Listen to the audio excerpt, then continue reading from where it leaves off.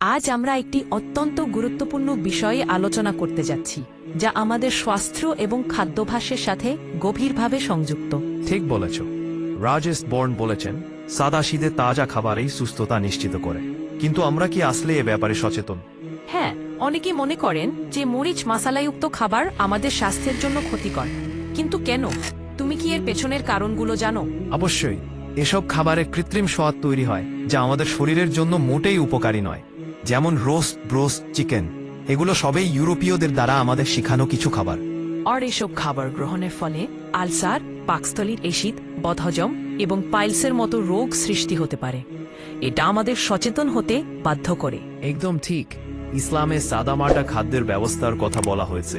এতে যেমন সুস্বাদু, তেমনি স্বাস্থ্যকর। তাহলে আমাদের কি উচিত?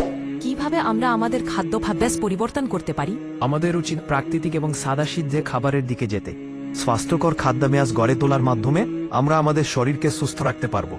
অবশ্যই। আজকের আলোচনার মাধ্যমে আমাদের শিক্ষা হলো যে স্বাস্থ্যকর খাদ্যাভ্যাস আমাদের জীবনকে পরিবর্তন করতে পারে। ধন্যবাদ শোনার জন্য। আমাদের পরবর্তী পর্বে আবার দেখা হবে।